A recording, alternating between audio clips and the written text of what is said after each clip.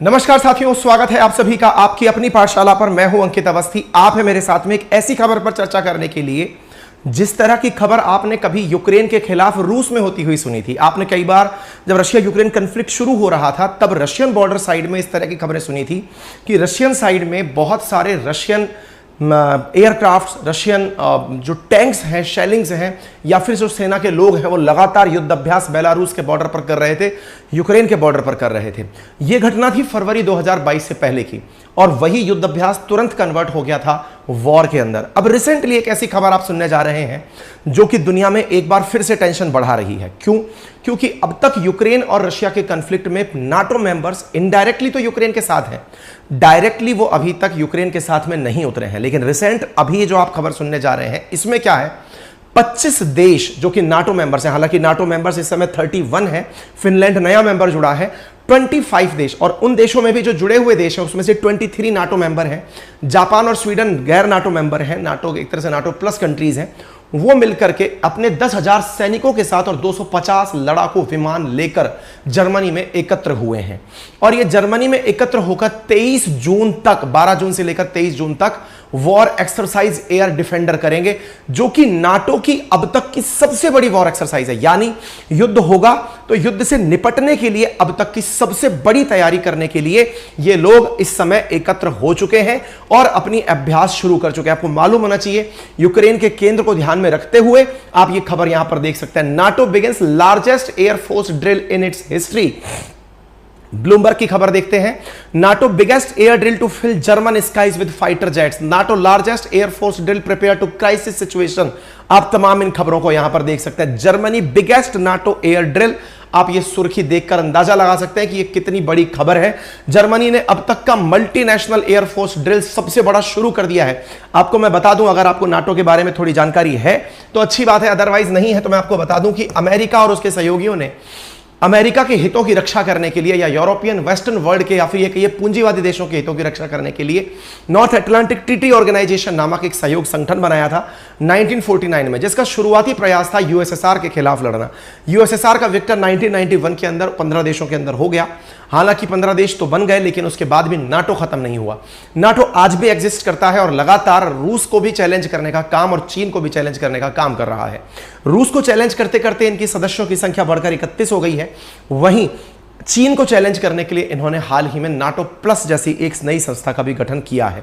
NATO दुनिया भर में उन पावरफुल देशों का समूह है जो कि अमेरिका के साथ मिलकर हितों की रक्षा के लिए एक साथ कभी भी युद्ध में कूद सकते हैं। इसका आप अंदाजा इस तरह लगा सकते हैं कि ये नाटो देश अपनी सेनाओं को भी एक साथ युद्ध में भेजने के लिए कृत संकल्पित हैं। ऐसी स्थिति में नाटो के देशों के द्वारा 23 जून तक चलने वाला यह वॉर एक्सरसाइज निश्चित ही दुनिया के अंदर एक टेंशन बढ़ाने वाला है। आप इससे अंदाजा लगाइए कि जो ये बोरिस जॉनसन है, इन्होंने अपने द्वारा इन देशों को थैंक यू बोलते हुए कहा है कि आप लोग अब आ गए हैं तो ये चिंता की बात नहीं है। कारण इन देशों ने आते ही इन्हें 100 मिलियन यूरो का भी असिस्टेंस भेज दिया है कि ये पकड़िए और मेरे बिहाफ, मतलब इन देशों ने यूक्रेन को मदद भेजते हुए कहा है कि हम लोग आपके साथ हैं, अपनी तरफ से ये असिस्टेंस स्वीकार करके चालू हो जाइए। कहने का मतलब ये है कि नाटो इन जर्मनी, आप अगर इस न्यूज को देखें तो आप अंदाजा लगा सकते हैं कि ये यूक्रेन की मदद करने के लिए एकत्र हुए देश हैं, जिसमें 25 देश are participating in air defender 23। इस एक्सरसाइज का नाम एयर डिफेंडर 23 है, जो कि 12 से लेकर 23 जून तक इन देशों की मदद से चलेगी।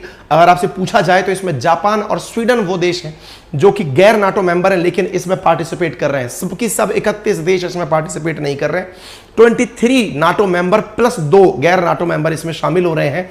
10,000 सैनिक और 250 एयरक्राफ्ट लेकर के। अंदाजा लगाइए, अमेरिका ने खुद इसमें 100 अपने एयरक्राफ्ट भेजे हैं। आप ये खबर देख सकते हैं, एयर डिफेंडर। आप सोचिए, क्या इससे पहले ऐसा वॉर एक्सरसाइज हुआ है? साथियों, 2018 में मांग उठी थी कि एक बार सभी नाटो मेंबर इकट्ठे होकर के अपनी एयरफोर्स को एक बार चेक कर लें, लेकिन उस समय इस मांग को माना नहीं गया।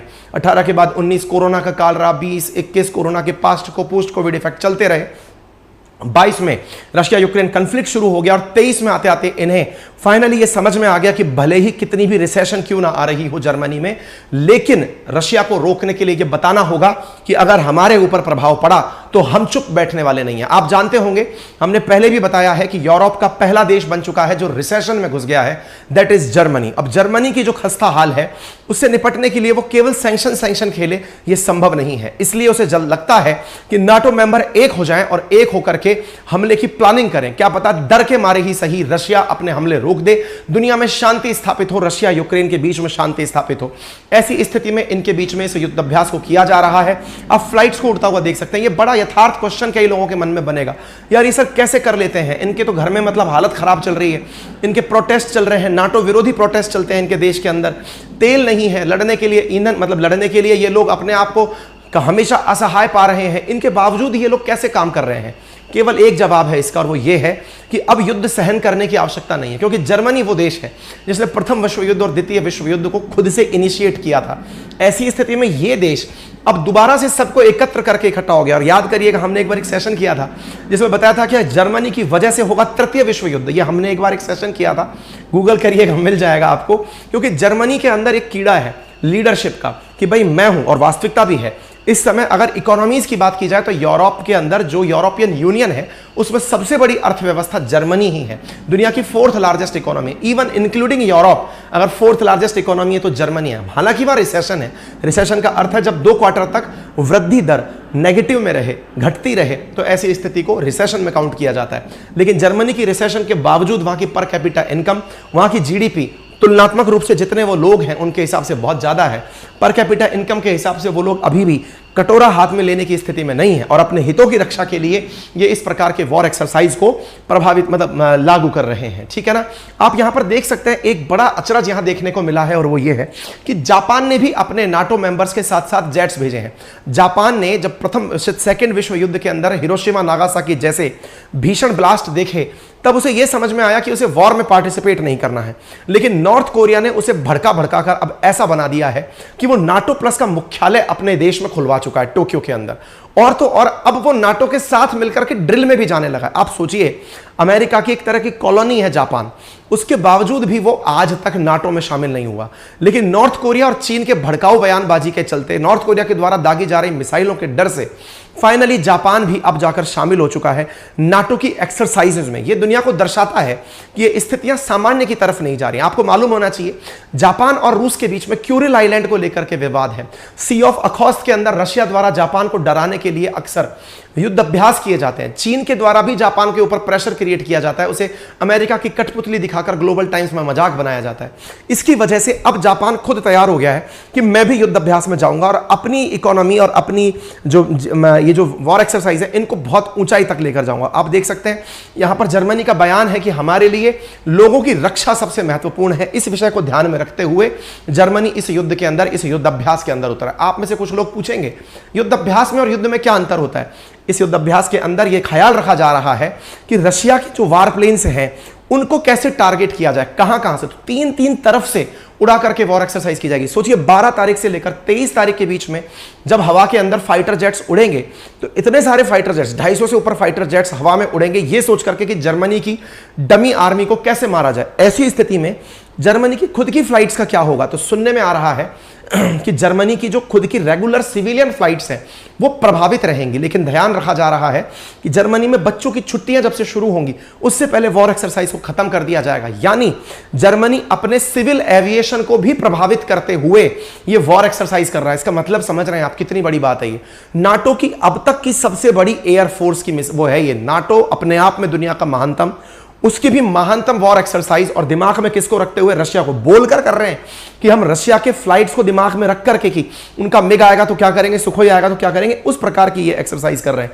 हालांकि जर्मनी में इसका विरोध होना शुरू हो गया है, लोग इसके प्रोटेस्ट के लिए सड़कों पर उतर के आ चुके हैं। लोगों का मानना है कि अल्टीमेटली ये जर्मनी के लिए अच्छा नहीं है, उनकी इकोनॉमी के लिए अच्छा नहीं है, और इस प्रकार से यहां पर प्रतिक्रियाएं देखने को मिल रही हैं। आप यहां पर देख सकते हैं लोग सड़कों पर उतर के प्रोटेस्ट कर रहे हैं। सरकार का विरोध किया जा रहा है, नाटो का विरोध किया जा रहा है, जर्मनी से डिमांड किया जा रहा है कि आप नाटो छोड़िए। मेरे प्यारे साथियों, मुझे ये बताते हुए अपनी ऊर्जा से ये अच्छा अनुभव हो रहा है कि मैं आज बहुत स्वस्थ फील कर रहा हूं। आज से आपकी जो पेड क्लासेस थी या जो इवनिंग की क्लासेस थी, जितनी भी क्लासेस थी, ईश्वर की दया से आज उन्हें मैं वापस से रेज्यूम करूंगा। आप सब मेरी ऊर्जा से और मेरे प्रभाव बोलने के अंदाज से ये अंदाजा लगा लिए होंगे कि मैं ऑलमोस्ट 80% से ऊपर ठीक हो चुका हूं और शाम तक दवा लेकर के और ठीक ठाक स्थिति में पहुंच जाऊंगा।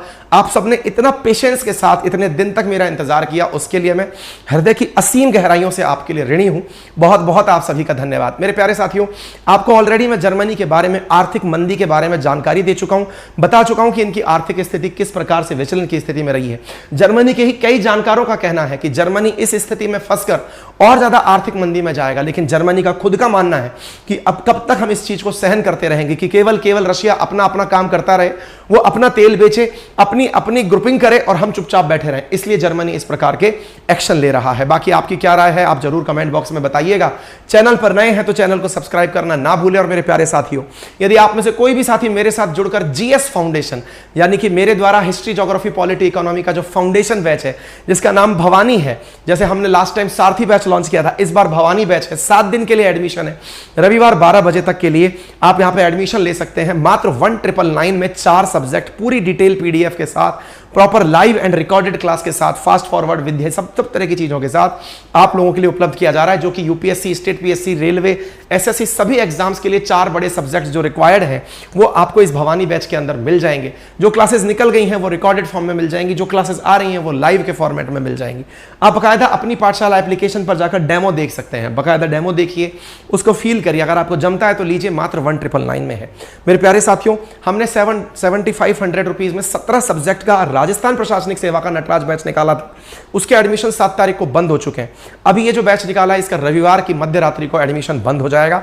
यदि आप चाहते हैं तो अभी जाइए, अपने आप को एनरोल करिए और पूरे 1 साल तक बढ़िया से सब्जेक्ट का आनंद लीजिए, विषय की गहराइयों में डूब जाइए। और किसी प्रकार की तकनीकी सहायता के लिए इन नंबर पर आप संपर्क कर सकते हैं। आपका समय शुभ हो, अपना ख्याल रखें, धन्यवाद।